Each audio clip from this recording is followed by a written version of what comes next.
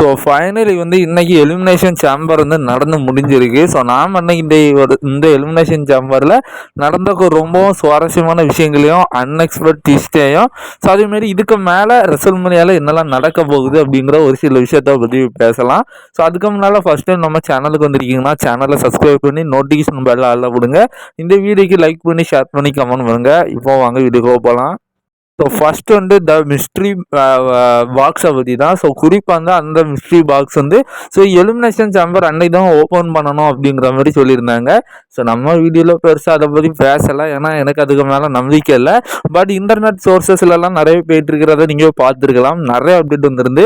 So குறிப்பாக வந்து அந்த ஃபேன்ஸ் எல்லாம் இங்கே என்ன எக்ஸ்பெக்ட் பண்ணாங்கன்னா ஸோ அதுக்குள்ளே கிறிஸ் ஜெரிகோ இருப்பார். சோர்ஸஸ் என்ன சொன்னாங்கன்னா ஸோ அதேமாரி அந்த நிறைய ப்ரொமோஷன் வேலைகளுக்கான ஏதோ ஒரு விஷயத்தை பண்ணுறாங்க அப்படிங்கிற மாதிரி எல்லாம் வந்துச்சு. ஸோ அதேமாரி அதாவது இன்னைக்கு எலிமினேஷன் சேம்பருக்கு அந்த பாக்ஸுக்குள்ள இருந்து தனுஷான் அப்படிங்கிற ஒரு ரெஸ்லர் வந்திருந்தாரு.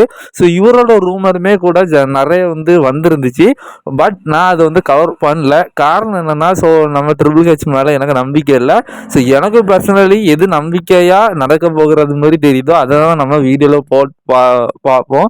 ஸோ சவுண்ட் இல்லாமல் ஒரு கன்ஃபர்மேஷன் இல்லாமல் நம்ம வந்து ரூமராக கூட நான் சொல்ல மாட்டேன். ஓரளவு நம்ம மாதிரியான ஒரு ரூமர் வந்துச்சுன்னா நான் அது என் வீடியோவில் பார்த்தீங்கன்னா சொல்லிடுவேன். பட் எனக்கு இந்த மிஸ்ட்ரி பாக்ஸ் மேலே ஒரு இன்ட்ரெஸ்ட்டாக இல்லை. அதேமாதிரி அதாவது எனக்கு அதை பற்றி பேசணும்னு தோணலை. ஸோ சரி, இந்த மாதிரி ஒரு பாக்ஸ் இருக்குது, ஸோ அது இன்றைக்கி ஓப்பன் பண்ண போகிறாங்க, ஸோ அன்றைக்கி நாம பார்த்துக்கலாம் அப்படிங்கிற டோனில் தான் நானும் பார்த்தீங்கன்னா இருந்தேன். ஸோ நிறைய பேர் வந்து ஸோ இது ட்ரிபிள் ஹெச் கூட திடீர்னு உள்ளேருந்து வெளியே வந்துட்டு இது ஒரு நியூ இயரா அப்படின்னு யாரோ ஃபன் பண்ணிட்டு இருப்பாங்க. ஸோ அதனால நான் இதை கண்டுடல. பட் இருந்தாலும் இந்த தனுஷன் அப்படிங்கிற ஒருத்தர் ஸோ அவர் வந்து இதுக்கு முன்னே ஏடபிள்யூவில் வேலை பார்த்த ஒரு ரெஸ்லர் தான். ஸோ அவரும் இன்னைக்கு டபிள்யூடபிள்யூ வருவார் அப்படிங்கிற மாதிரி சொல்லியிருந்தாங்க. ஸோ அதாவது அந்த ரூமரில் இருந்து அதுதான் அந்த பாக்ஸுக்குள்ளே இருந்து வருவார் அப்படிங்கிற மாதிரி சொல்லியிருந்தாங்க. பட் இருந்தாலும் நான் அதை கவர் பண்ணல. ஸோ இதே டபிள்யூடபிள்யூவில் இருக்கிற ஒரு ரெஸ்லர் வந்து ஸோ டபிள்யூடபிள்யூக்கு இந்த பாக்ஸுக்குள்ளே இருந்து வராருன்னா ஓரளவு வந்து நான் நம்பி ஏதோ ஒரு ரூமராவது கொடுத்துருவேன். பட் இந்த ரெஸ்லரோட ஏடபிள்யூ கான்ட்ராக்டை பற்றி நமக்கு தெரியாது. அது மாதிரி ஏகப்பட்ட விஷயங்கள் போயிட்டுருக்கு. ஸோ இதை பற்றி நம்ம ரூமராக எதுக்கு பேசணும் அப்படிங்கிறதுனால நான் அதை வந்து அவாய்ட் பண்ணிட்டேன். பட் டபிள்யூடபிள்யூ தானே நீங்கள் என்ன நினைக்கிறது? நான் நினைக்கிறது கண்டிப்பாக டபிள்யூடபிள்யூவில் நடக்கும், நீங்கள் நினைக்காதது கூட நடக்கும் அப்படிங்கிற மாதிரி அந்த தனுஷான் அப்படிங்கிற ஒரு ரெஸ்லர் வந்து கூட்டு வந்துருக்கிறாங்க. ஸோ ஆளு பார்க்குறதுக்கு ரொம்ப வினோதமாக தான் இருக்கிறாரு. ஸோ டபிள்யூடபிள்யூ இதுக்கு மேலே ஸோ அவர் எந்த மாதிரி காமிக்க போகிறாங்க அப்படிங்கிறத நம்ம பொறுத்திருந்து பார்க்கலாம். அதேமாதிரி மென்ஸ் அண்ட் உமன்ஸ் சேம்பர் மேட்ச்சில் வந்து ஸோ ரேண்டி ஆட்டனும் நம்மளுடைய ரியல் ஃப்ளே வந்து வின் பண்ணிட்டாங்க. ஸோ ரியல் ஃப்ளே வின் பண்ணிடுவாங்க அப்படிங்கிறது நம்மளோட ப்ரிடிக்ஷன் தான். பட் ரேண்டி ஆட்டன் வந்து கொஞ்சம் வித்தியாசமாக வந்து டபிள்யூடபிள்யூ ட்ரை பண்ணிட்டாங்க. பட் அதுலேயும் சின்ன டிஸ்ட் இருக்குது. இதேமாரி உமன்ஸுக்கு மேட்சை வந்து கன்ஃபார்ம் பண்ணிட்டாங்க. ஸோ ரியல் ஃப்ளை விசஸ் ஜெயிட்காரிகளுக்கான உமன்ஸ் அன்டிஸ்ட்ரிபியூட்டட் டைட்டில் மேட்ச் தான் வந்து டபிள்யூடபிள்யூ ரெசல்மேனியா 42 வந்து நடக்க போகுது. ஸோ இது வந்து அஃபிஷியல் ஆயிடுச்சு. அதேமாரி மென்ஸ் டிவிஷனில் நம்ம சேம்பரை ஜெயிச்சா ரேண்டி ஆர்டன் விசஸ் ட்ரூ மேக்கின்டையருக்கான மேட்சை கன்ஃபார்ம் பண்ணிடலாமா அப்படின்னு கேட்டிங்கன்னா ஸோ அதில் தான் ஒரு ட்விஸ்ட் வந்து நடந்திருக்கு. ஸோ அதாவது ரேண்டி ஆர்டன் எலிமினேஷன் சேம்பர் மேட்சை எப்படி ஜெயிச்சார் அப்படிங்கிறது நம்ம எல்லாத்துக்கும் தெரிஞ்சிடும். ஸோ அதாவது கோடியை வந்து டிஸ்ட்ராக்ஷன் பண்ண வந்துடுவார் நம்ம ட்ரூ. ஸோ உள்ளே வந்து ஸோ ட்ரூவும் கோடியை வந்து ஃபைட் பண்ணிருப்பாங்க. ஸோ ரேண்டி ஆர்டன் உள்ளே வந்து ஸோ ட்ரூ அடித்து போட்டுருவாரு. ஸோ அதுக்கப்புறமா கோடி வந்து நம்ம ட்ரூ மேக்கிட்ட இருக்குது கோடி கட்டுற வந்து போட்டுட்டு எந்திரிக்கவும். ஸோ அதை யூஸ் பண்ணி தான் வந்து நம்ம ரேண்டி ஆர்டனே வந்து சேம்பர் வந்து ஜெயிச்சிருப்பாரு. ஸோ இது ஒரு கிளியரான ஒரு வெற்றி வந்து கிடையாது. இருந்தாலுமே கூட ஸோ சேம்பர் ஜெயிச்சது அஃபிஷியல் வந்து நம்ம ரேண்டி ஆர்டன் தான்.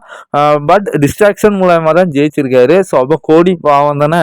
ஸோ இதில் தான் ஒரு சின்ன ட்விஸ்ட் வந்து நடந்திருக்கு. ஸோ போஸ்ட் ஷோ அதாவது எலிமினேஷன் சேம்பர் போஸ்ட் ஷோவில் வந்து ஸோ நிக்காலிஸ் கடும் கோபத்தில் உள்ளாயிட்டாரு. ஸோ அதாவது அடிக்கடி வந்து இந்த ட்ரூ மேக்கின்டார் நிக்காலிஸ் சொல்கிறத கேட்காம அவரை தொந்தரவு பண்ணிட்டு இருக்கிறதுனால ஸோ அவரோட டிஸ்ட்ராக்ஷன் யூஸ் பண்ணி தான் வந்து ஸோ ரேண்டி ஜெயிச்சிருக்கான். ஸோ அப்படி பார்த்தாலும் ஸோ ட்ரூ நம்ம கோடிக்கு வந்து ஒரு வாய்ப்பை கொடுக்கணும். ஸோ ஏன்னா கோடியோட வாய்ப்பு வந்து ஸோ ட்ரூ கெடுத்துட்டான் அப்படிங்கிற ஒரு காரணத்தினால கோடிக்கு ரெசல்மேனியாக்கு முன்னே அதாவது வரக்கூடிய ஸ்மாக்டவுன் எபிசோடில் வந்து அவருக்கு ஒரு மேட்ச் வந்து அஃபிஷியல் பண்ணிட்டாரு. ஸோ ட்ரூ மேக்கின்டையர் விசஸ் கோடி ரோட்ஸுக்கான அன்டிஸ்ட்ரிபியூட்டட் டைட்டில் மேட்ச் வந்து வரக்கூடிய ஸ்மாக்டவுன் எபிசோடில் வந்து நடக்க போகுது. ஸோ இது வந்து இப்போ அஃபிஷியல் பண்ணிட்டாங்க. ஸோ இதில் யார் ஜெயிக்கிறாங்களோ ஸோ இதில் நம்ம ட்ரூ டைட்டிலை ரீட்டைன் பண்ணாலும் சரி, ஸோ கோடி ரோட்ஸ் புது அன்டிஸ்ட்ரிபியூட்டட் சாம்பியன் ஆனாலும் சரி, ஸோ இதில் ரெண்டு இடத்துல யார் ஜெயிச்சாங்களோ ஸோ அவங்க கூட தான் ரெசல்மேனியா 42 வந்து நம்ம ரேண்டி ஆர்டன் மோதுறது மாதிரி பார்த்தீங்கன்னா இப்போ அஃபிஷியல் பண்ணி பண்ணியிருக்கிறாங்க. பட் இருந்தாலுமே கூட நமக்கு இவ்வளோ நாள் பார்த்துட்டு இருக்கிற அப்டேட் படி ரெஸ்ல்மேனியா 42 வந்து ஒரு சிங்கிள்ஸ் மேட்சாக கண்டிப்பாக நடக்கிறது மாதிரி இப்போ இருக்கிற சுச்சுவேஷன் இல்லை. ஸோ கோடி ஜெயிச்சாலும் சரி, நம்ம இவர் ட்ரூ ஜெயிச்சாலும் சரி, ஸோ ட்ரூ விசிஸ் ரேண்டி, கோடி விசிஸ் ரேண்டி அப்படின்னு சிங்கிள்ஸ் மேட்சாக நடக்கிறதுக்கு வாய்ப்பு இல்லை. ஸோ என்னை பொறுத்த வரைக்கும் Randy versus Cody versus Drew McIntyre versus Jacob வாட்டுக்கான ஒரு ஃபேட்டல் 4-way மேட்ச் தான் நடக்கிறது மாதிரி இப்போ WWE வந்து ஸ்டோர் லைன்ஸை வந்து கொண்டு போயிட்டு இருக்கிறாங்க. ஸோ அப்போ எதுக்கு ப்ரோ அது அப்போ இதில் குழப்பினதுனால ஸோ அப்போ அதாவது ட்ரூவும் நம்ம ரேண்டி எட்டனுக்கான மேட்ச்சில் ஸோ கோடி அவுட் பண்ணிடலாமே, டேரக்டாகவே ரெஸ்ல்மேனியாவில் கொண்டு வச்சிடலாமே அப்படின்னு கேட்கலாம். ஸோ அப்படி பார்த்தா நம்ம ஜாக் ஆஃப் வாட் எந்த அளவு போய் வருவாங்க? ஸோ இது கொஞ்சம் டவுட்டு தானே. ஸோ மேபி அடுத்த வாரம் நடக்கக்கூடிய ஸ்மாக் டவுன் எபிசோடில் வந்து ஸோ ட்ரூ விசிஸ் கோடிக்கான மேட்சுக்கு நடுவில் ஸோ நம்மளுடைய ஜாக் ஆஃப் வாட்டும் இன்டர்ஃபரன்ஸ் ஆயிடுறாரு. ஸோ இதன் மூலயமா வந்து அந்த மேட்ச் வந்து ஒரு டிஸ்குவாலிஃபை ஆயிரும். ஸோ இதை யூஸ் பண்ணி வந்து நம்ம ட்ரூ டைட்டில் ரீட்டர்ன் பண்ணிடுவாரு. ஸோ கோடியோட வாழ்க்கையில் ஜாக் ஆஃப் வாட் வந்து ஒரு விஷயத்த பூத்துறது மாதிரி இருக்கும். ஸோ இதனால இன்னும் கடுப்பான நம்ம நிக்காலிஸ் உங்களுக்கு வேற வேலையே கிடையாதா? ஸோ இந்த மேட்சை நான் டேரக்டாக ரெஸ்ல்மேனியாலே கொண்டு வைக்கிறேன். So Randy versus Cody versus Drew McIntyre versus Jacob வாட்டுக்கான ஒரு ஃபேட்டர் 4-way அன்டிஸ்பியூட்டட் மேட்சையும் வச்சு ஸோ அதில் ஏதோ ஒரு ஸ்டிபுலேஷனையும் வச்சு டேரக்டாக ரெஸ்ல்மேனியா 42 ஒரு ஃபேட்டல் 4-way மேட்சை வந்து கன்ஃபார்ம் பண்ணுறதுக்கு அதிகபட்சமான வாய்ப்புகள் இருக்குது. இப்போ இருக்க சுச்சுவேஷனுக்கு அதுதான் நடக்கிறது மாதிரியான ஒரு விஷயம் போயிட்டு இருக்கு. பார்க்கலாம் பொறுத்திருந்து. ஸோ அது மட்டும் இல்லாமல் ரேண்டி தான் எலிமினேஷன் சாம்பர் போஸ்ட் ஷோலையும் கலந்துருக்காரு. ஸோ அதில் அவர் ரெஸ்ல்மேனியா 42 ஸோ ட்ரூ கிட்ட இருக்கக்கூடிய டைட்டிலுக்கு பக்கம் வர போகிறாருல, ஸோ அதை பற்றி பேசுகிறாரு. ஸோ குறிப்பாக ட்ரூவை தோக்கடிச்சு அவர் 15 டைம் வந்து சாம்பியன் ஆயிடுவாராம். ஸோ அவர் அதோட நிறுத்த போகிறது இல்லையா. ஸோ அதுக்கப்புறமா ரிக் ஃபிளாரோட 16 டைம் ரெக்கார்டையும் ஜான்சனாவோட 17 டைம் ரெக்கார்டையும் முறியடிச்சு இவர் 18 டைம் சாம்பியனாக பார்த்தீங்கன்னா ஆகிறது தான் இவரோட குறிக்கோள் அப்படிங்கிற மாதிரி சொல்லியிருக்காரு. ஸோ அதுக்கு ஃபர்ஸ்ட் இவர் ரெஸ்ல்மேனியா 42 வேர்ல்டு சாம்பியன் ஆகணும். அடுத்ததாக ஹோம் டவுன் ஹீரோஸ். ஸோ இது நம்ம எல்லாரும் எதிர்பார்த்த மாதிரி ஸோ ஏஜேலி வந்து நியூ ஐசி டைட்டில் சாம்பியன் ஆகும். ஸோ நம்ம சிஎம் பங்க் அவரோட டைட்டில் அவரே ரிட்டர்ன் பண்ணிட்டாரு.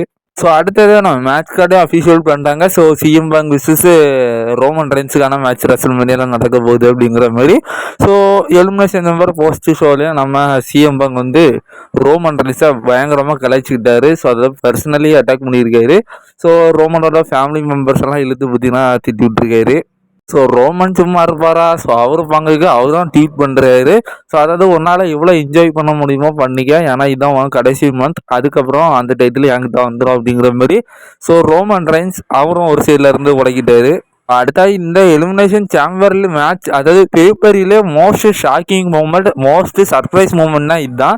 ஸோ அதாவது நம்ம நேற்று போட்ட வீடியோவில் சொல்லியிருந்தோம். ஸோ அதாவது WWE வந்து அந்த ஒரு மிஸ்ட்ரி மாஸ்க்டு மேனை வந்து ரிவீல் பண்ணிட்டாங்க.